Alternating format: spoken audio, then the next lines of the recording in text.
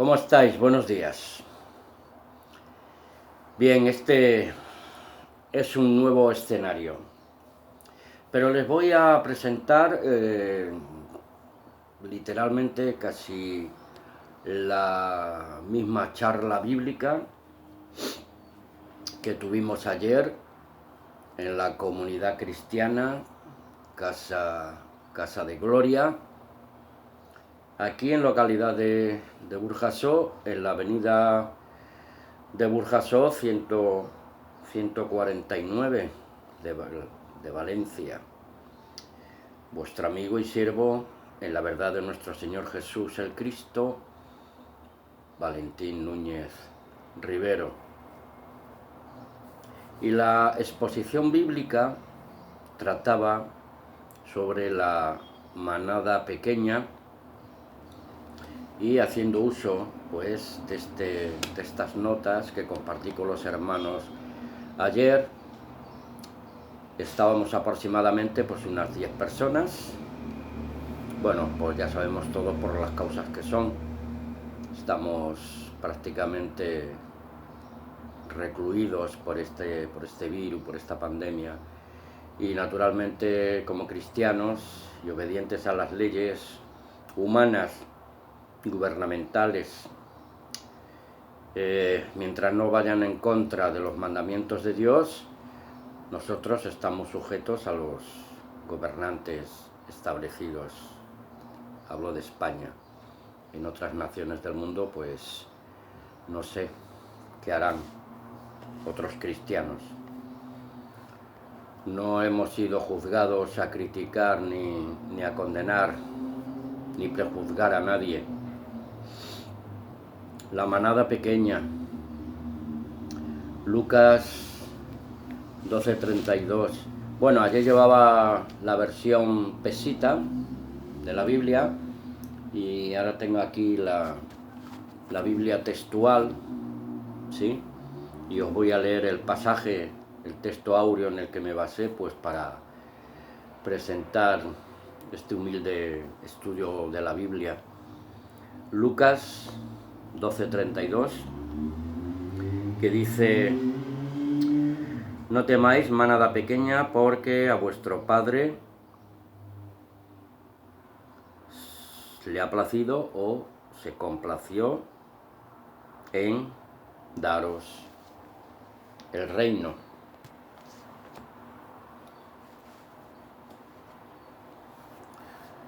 Somos la manada pequeña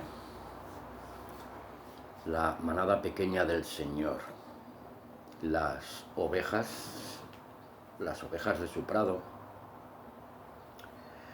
Jesús es el buen pastor y el buen pastor cuida de sus ovejas, de su manada, para evitarle los peligros de las alimañas del monte o, desde un punto de vista bíblico y espiritual, pues de los falsos maestros, los falsos profetas, los falsos apóstoles.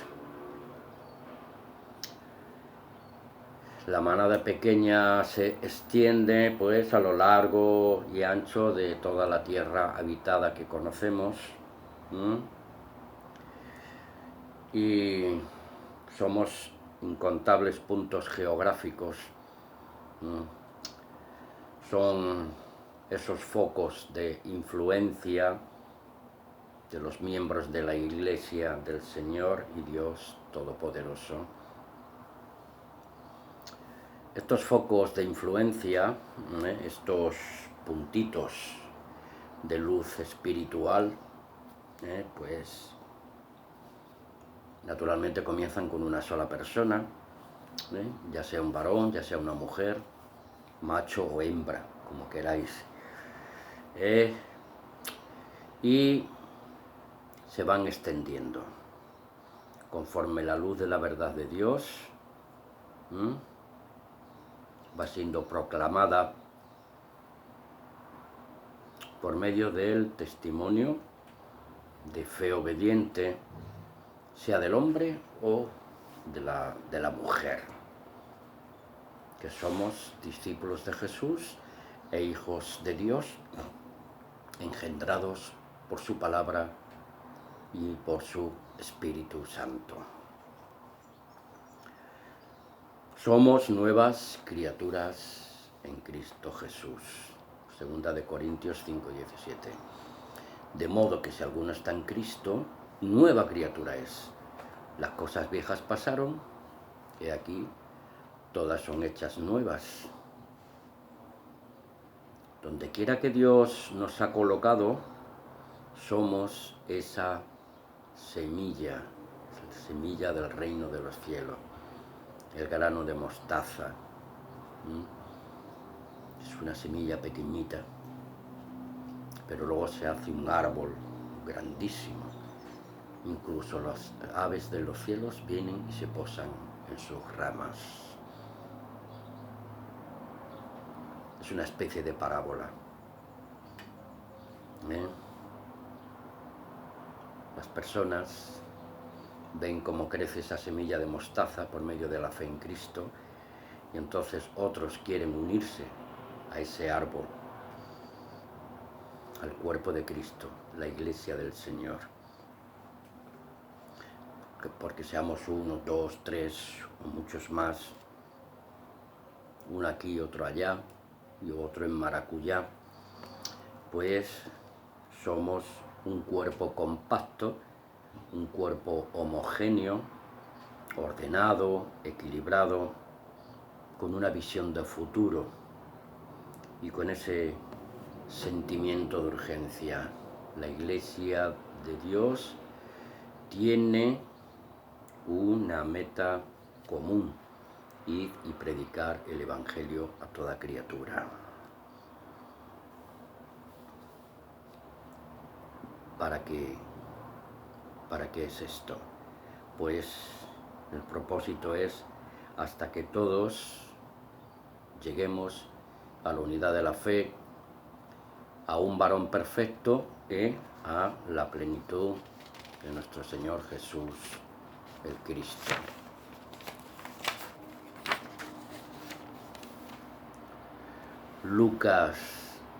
Juan 12, del 24 al 26, nos dice: de cierto os digo, que si el grano de trigo no cae en la tierra y muere, queda solo. Pero si muere, lleva mucho fruto. Tomen nota, mis hermanos, de Gálatas 2:20, 1 Corintios 15:58 y Romanos 8:11. Esas nuevas criaturas en Cristo, como nos dice Romanos 8:11, dice que si el espíritu de aquel que levantó de entre los muertos a Jesús mora en vosotros, aquel que levantó de entre los muertos a Cristo Jesús vivificará vuestros cuerpos mortales por su espíritu que mora dentro de vosotros. Y todo nuestro trabajo en el Señor no es en vano. 1 Corintios 15:58. Con Cristo estoy juntamente crucificado, y ya no vivo yo, mas vive Cristo en mí, y lo que vivo ahora en la carne, lo vivo en la fe del Hijo de Dios, que me amó y se entregó a sí mismo por mí. Gálatas 2:20. Seguimos en Juan 12, 24 al 26. Y el versículo 25 dice: el que ama su vida la perderá, y el que aborrece su vida en este mundo, pues para vida eterna la guardará. Proverbios 17:17 nos dice: en todo tiempo ama el amigo y es como un hermano en tiempo de angustia, y nadie tiene mayor amor que este, que uno ponga su vida por sus amigos. Eso lo podemos leer en nuestras Biblias en Juan 15:13.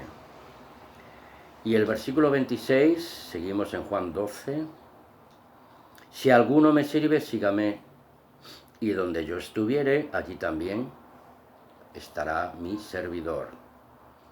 Si alguno me sirviere, mi Padre le honrará. De la misma forma que el Padre honró al Hijo, porque el Hijo amaba al Padre y estuvo haciendo durante todo su ministerio y durante toda su vida humana la voluntad de su Padre celestial. Porque el Hijo del Hombre no vino para ser servido, sino para servir y dar su vida en rescate por muchos. Marcos 10:45. Repito, no teman manada pequeña, porque a vuestro Padre le ha placido daros el reino. Iglesia, otra vez digo iglesia. Somos llamados, hermanos, a la comunión de los santos, a la oración común y también personal, al partimiento del pan y al testimonio de fe obediente, vivir en las obras de Dios, estando persuadido de esto, que el que comenzó en vosotros la buena obra, la perfeccionará hasta el día de nuestro Señor Jesús el Cristo. Filipenses 1:6. La obra de Dios no se puede destruir. Ese grano de mostaza que vino a depositarse en nuestras vidas, seguirá germinando. Cada día muero y Cristo Jesús permanece en mí para la gloria de nuestro Dios y Padre Celestial. Cristo Jesús es ese grano de trigo que cayó a la tierra y murió, pero también resucitó literalmente, para que nosotros también, hermanos, muramos con Él y resucitemos con Él, y para estar sentados con Cristo en los lugares celestes, en los lugares celestiales. Como Iglesia de Dios, somos columna y baluarte de la verdad de Dios. Somos piedras vivas, sal de la tierra y luz de las naciones, hermanos. Ya somos constituidos reyes y sacerdotes en el tabernáculo de carne, donde mora Dios en nosotros por su Santo Espíritu. Vamos a leer Primera de Pedro 2, que confirma lo que le estoy diciendo. Primera de Pedro 2, versículos 9 y 10. Ténganme paciencia, por favor.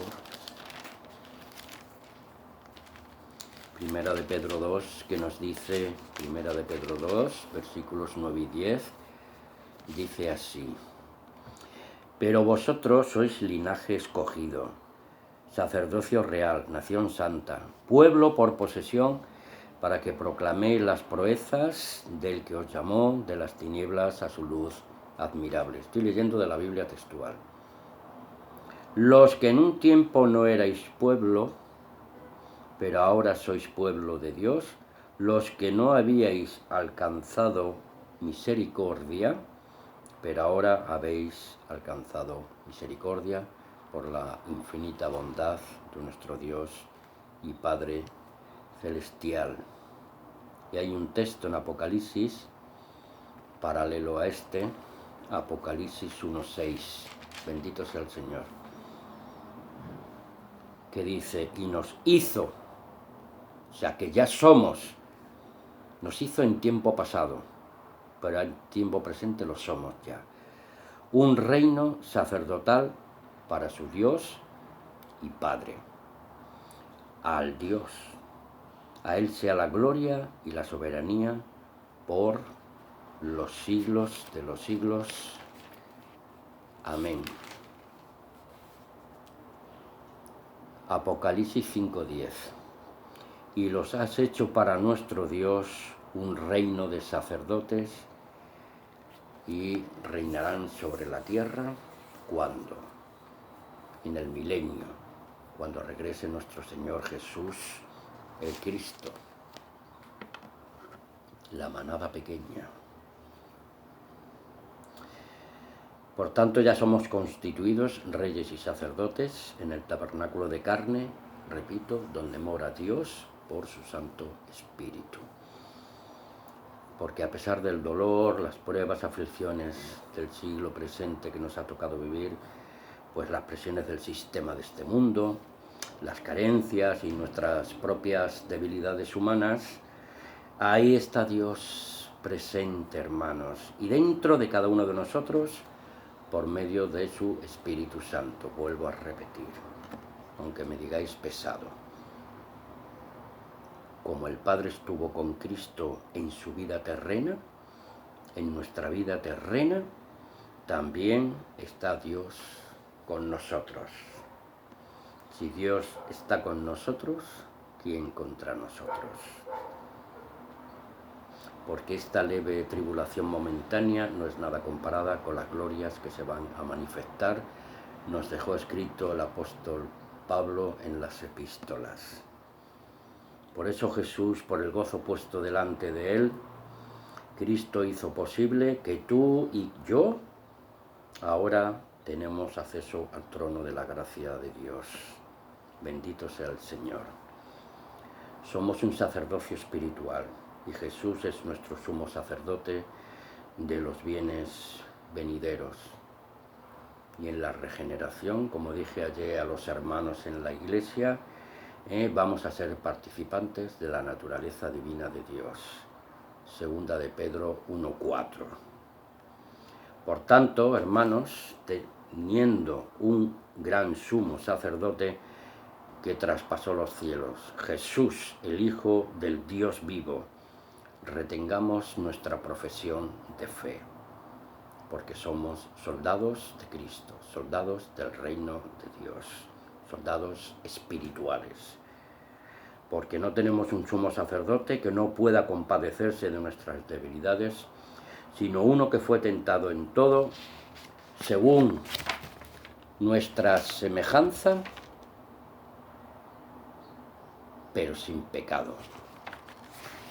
Os he leído de Hebreos 4, 14 al 16. Hebreos 4, 14 al 16. Así que acerquémonos, pues, confiadamente al trono de la gracia de Dios, el Padre, para que alcancemos misericordia y hallemos gracia para el oportuno socorro. Porque ninguna tentación os ha venido que no sea humana, pero fiel es Dios, que no os dejará ser tentados para soportar, sino que juntamente con la tentación os dará la salida para salir victoriosos en el nombre de Jesús. Amén.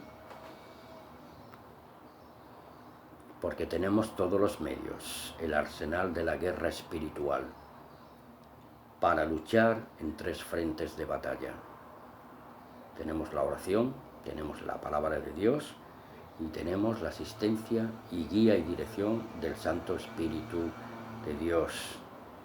¿Y cuáles son estos frentes de batalla espiritual? Tengan en cuenta esta gran verdad, hermano, esta realidad ineludible, tenerlo siempre muy presente. Todo comienza y termina en nuestra mente espiritual, contra nuestra mente carnal. Porque el hombre natural, carnal, no entiende las cosas que son del Espíritu de Dios, porque las cosas del Espíritu de Dios hay que entenderlas con el Espíritu de Dios. Y lo carnal no puede juzgar lo espiritual.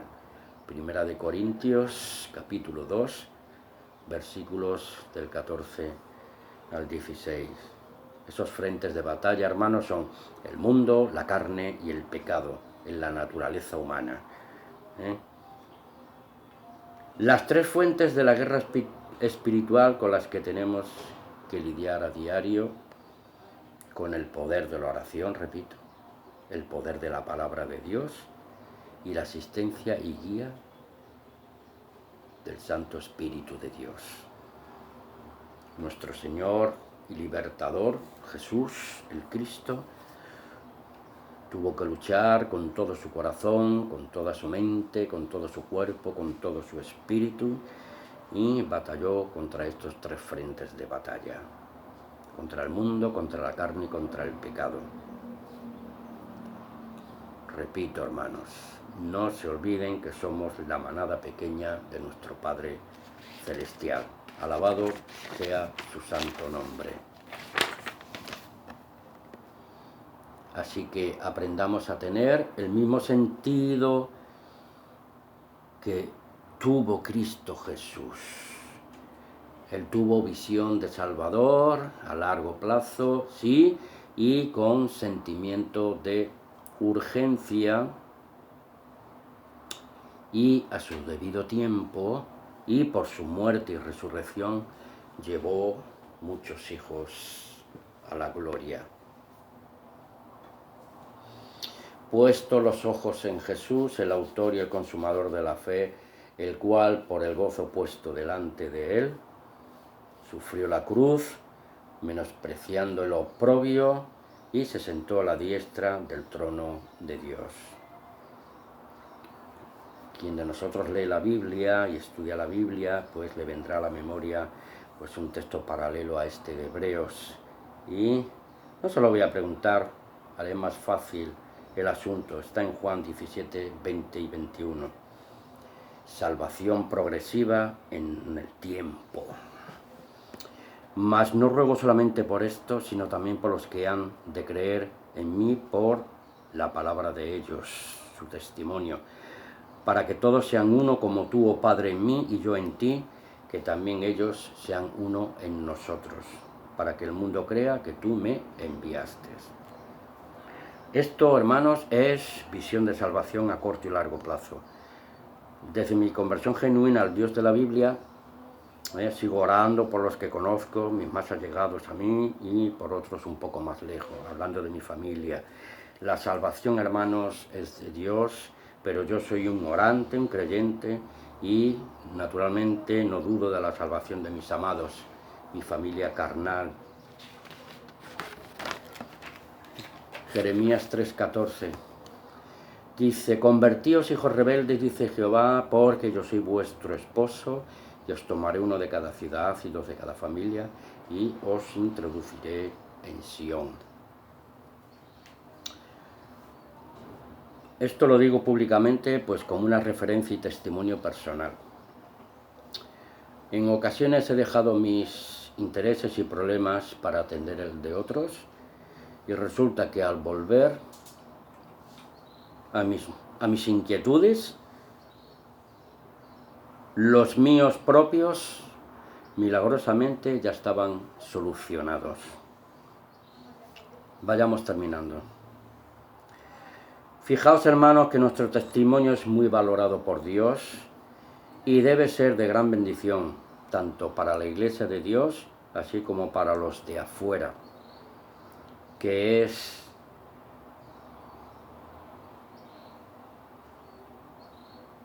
ver de leer la Biblia, en vez de leer la Biblia, esas personas verán realmente si somos carta de Cristo por nuestras obras de fe obediente, bondad, solidaridad, justicia y misericordia divina. Después ellos voluntariamente van a leer la Biblia, pero primero nos van a leer a nosotros en nuestro testimonio. Y concluyo con unos textos bíblicos para nuestra consideración personal. Es la historia de Pablo y Silas en la cárcel de Filipo, Hechos 16, 30 y 34. Y sacándoles les dijo: señores, ¿qué debo hacer para ser salvo? Ellos dijeron: cree en el Señor Jesús, Cristo, y serás salvo tú y tu casa. Tanto Jeremías 3:14 como esta historia de Pablo y Silas en la cárcel de Filipo a mí me da mucha fuerza, mucha fe para seguir rogando por mi familia carnal y por cualquier persona que escuchen nuestro testimonio. La oración de Jesús ya fue hecha hace unos 2000 años.